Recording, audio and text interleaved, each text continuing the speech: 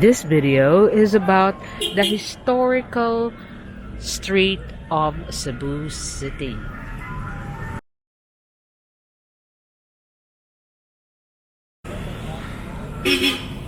I'm here now in the barangay of Parian, and this is where you find some of the historical places that still preserve until today, until now, here in Cebu City. And this is the start of the tour of these historical places. This is the Heritage of Cebu Monument right across the Barangay Parian Fire Station. And from here, you just walk a few steps, gradually a few steps, and you will be seeing the oldest house in the Philippines, the yap-sandiego ancestral home.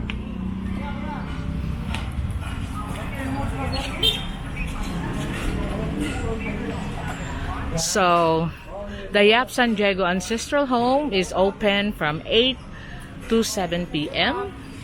This was the house of Don Juan Yap and Maria Floredo, the earliest known occupants. And this is here in Barangay Parian since 1880s. So they gradually restore this. I will not go in for now because there's a lot of people, and I will do a museum tour. But as of the moment, I'm just showing you all the historical places that you will find here in Parian. So to give you a good look of the yap-sandiego ancestral home, this is how it looks like outside. Entrance to go in the museum is 100 pesos, and as you can see there, it's open 8 a.m. to 7 p.m. and you can see all the old artifacts of the old Spanish family that occupies the house. And from here,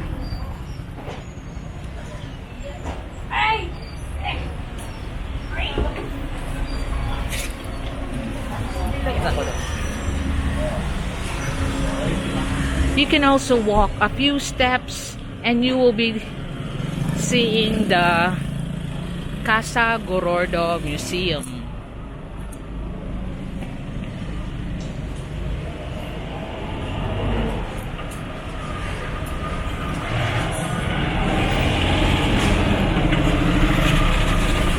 So this way, you'll be heading to the Casa Gorordo Museum. But I heard that a lot of our museums, Museo Sugbo, are now closed, all renovated and getting ready for the event on October, which is the Night of History. Then they will all be open. So the one with the red brick roof is the Casa Gorordo.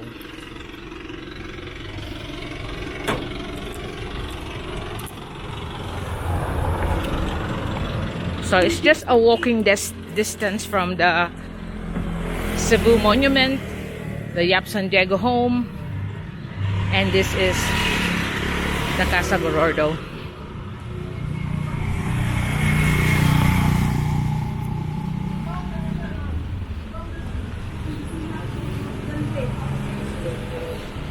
This is the new building that they have built.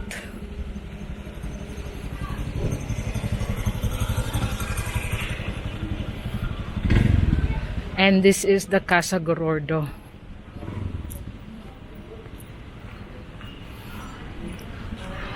It's closed as of the moment because we're renovating this one.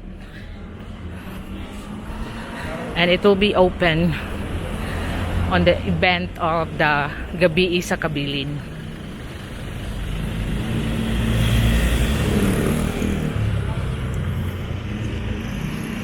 So you can see the Spanish style build of Casa Gorordo.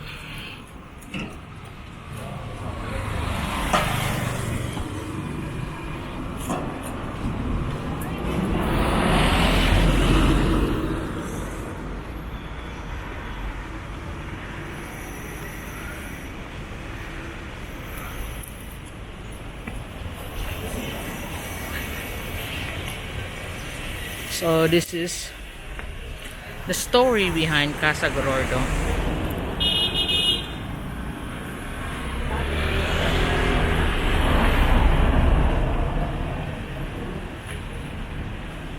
So this is the house of Juan Gorordo, the first Filipino bishop of Cebu, 1910-1932, and now acquired by the Ramon Aboites Foundation.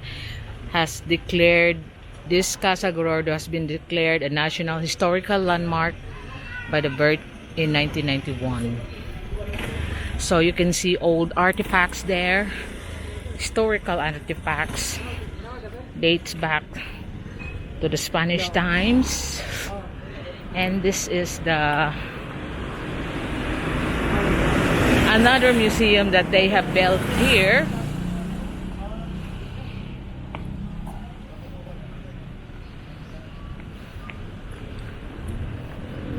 This is the Gabi sa Kabilin on October 21.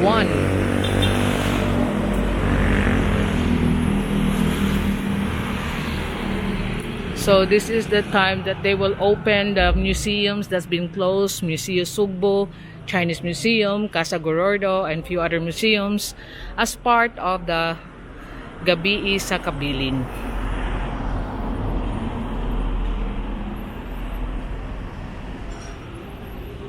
Tagpila ticket?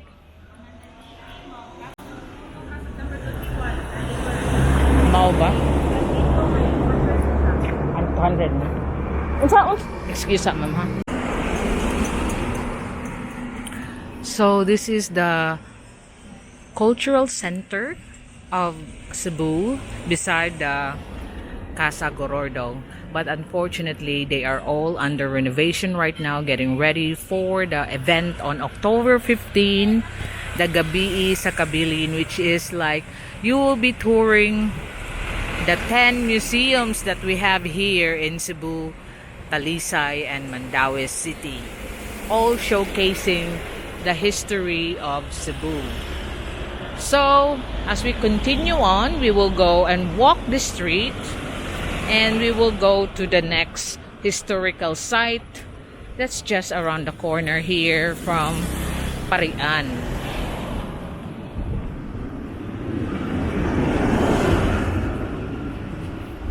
So I'm going back on my steps now. I'll be passing through the Yap-sandiego ancestral home. This is Barangay Parian. And if you read the history of Cebu, this is where all the rich Spaniards, middle-class Spaniards live. Pari means the priest. Parian, where the priest lives. So the middle-class families are also living around the area.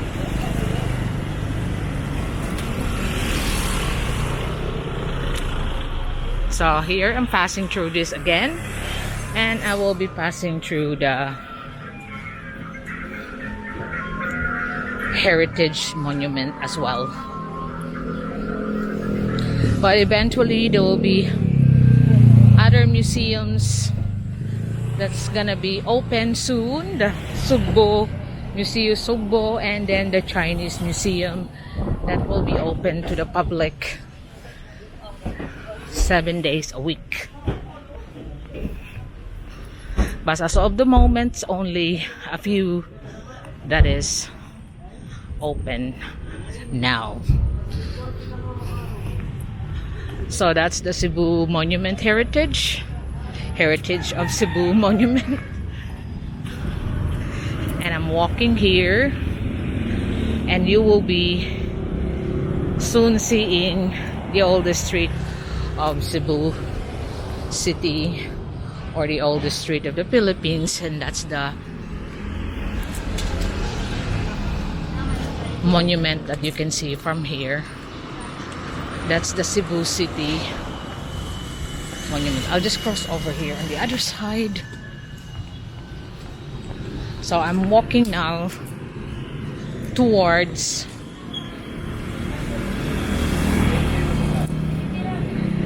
the Cathedral and Patria de Cebu area.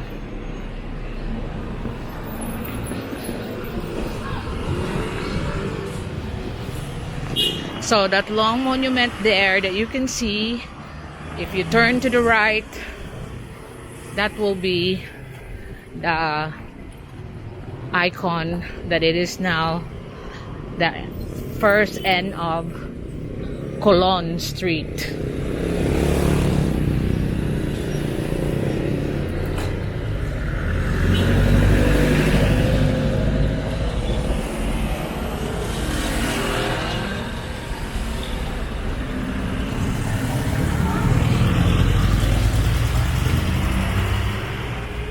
So that's Colon Street, but we won't be going there. We're walking through here.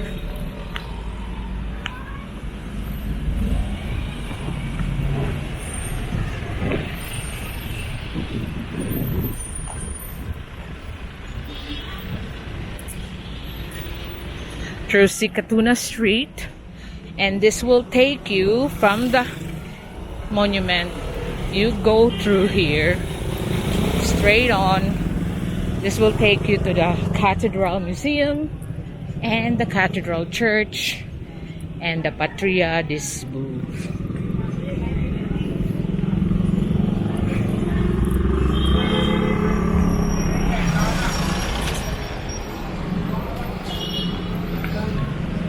And that's the Shamrock. That's the Cebuano biscuits. That's where you can buy all the Cebuano delicacies there from different provinces.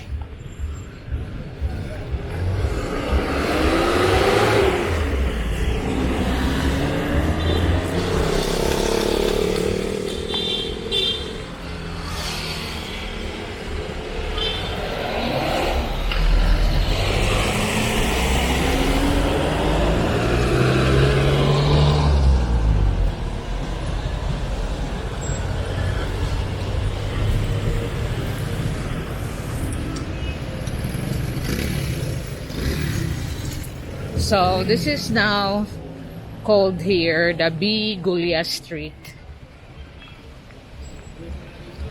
The next one from Parian. That's B. Gulia Street. B. Gulia is where Sikatuna Street ends. I will be touring all the streets of Cebu now that we are open and mask is not a mandatory thing now. It's optional if you are feeling that you need to wear mask, but you are not mandated to do so because it is now your own choice.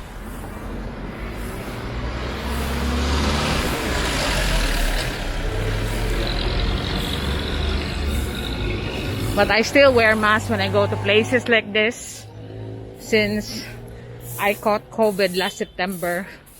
I don't want to be risking myself again. So this is the USP Mabini Museum, and it's a school. This is Mabini Street na. The Jose Rizal Museum. There you can see a park with the first Datu King of Cebu, Raha Humabon. It's still closed,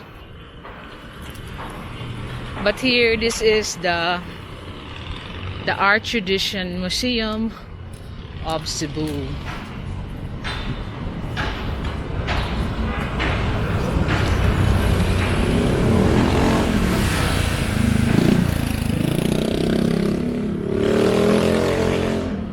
And also around the area is the Cathedral Church.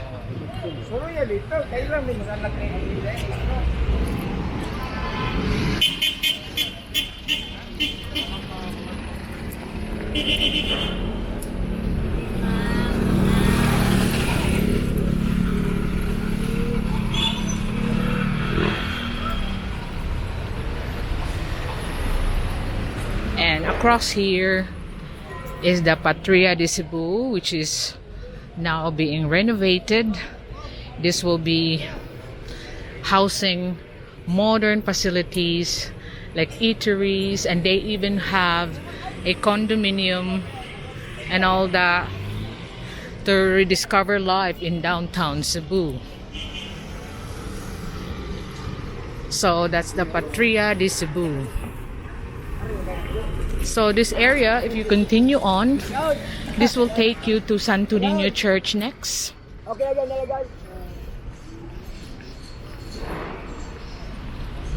This is Mabini Street.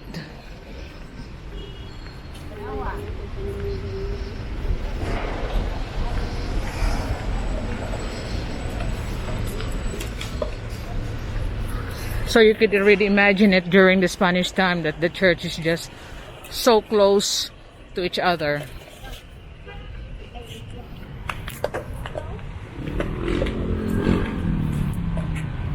See, Patria de Cebu gather at the centerpiece of Cebuano history, in which this and a gateway to Cebu's historical landmarks.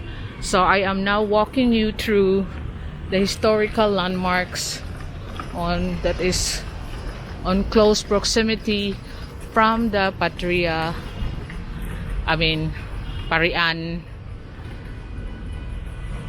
That's the Cebu Cathedral, Parian, Barangay Parian, Cebu City.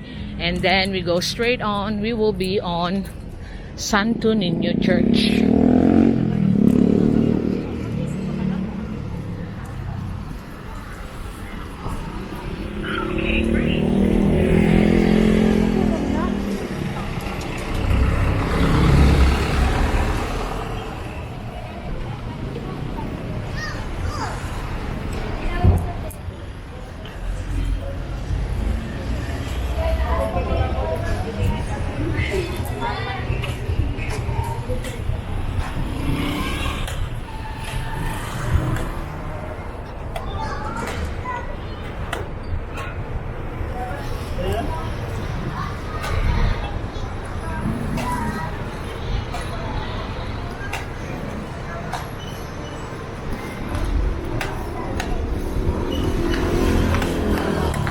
So they are playing chess on the streets, and this is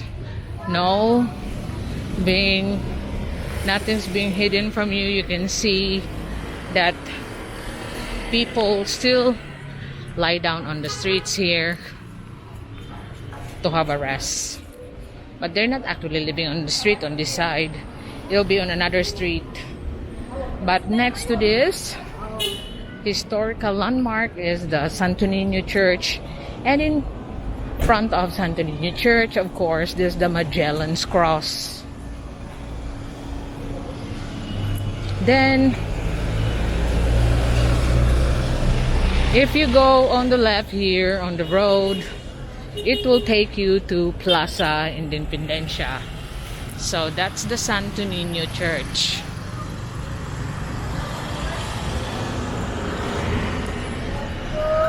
So that's just exit there. We have to go on the entrance. You know, it's very hot at this time of the day, but it's not congested with traffic, so it's the best time for me.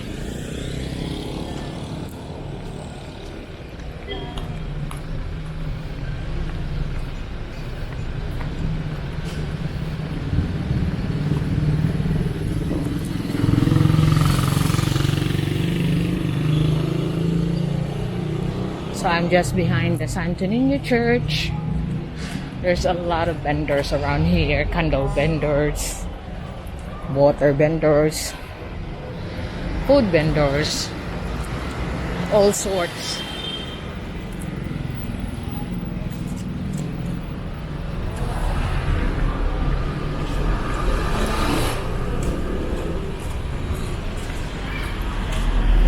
So here is the oldest bank of the Philippines, BPI, Banco Islas Filipinas.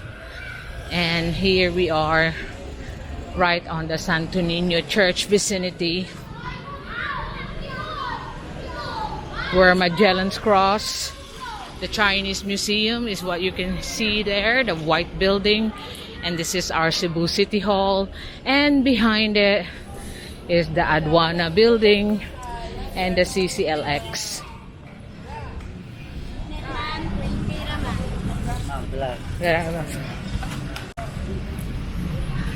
Here.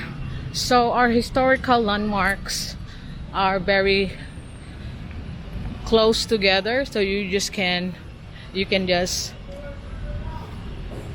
this is the banks in 1924. So that's our Cebu City Hall. Beside is the iconic Magellan's Cross. Then you go around CCLX, the Chinese Museum, and you go straight here. That will take you to Plaza Independencia. So when you want to see the history of Cebu, you just go around here, and this is where you can see the historical places within the short distance walk. So this is the historical street of Cebu City.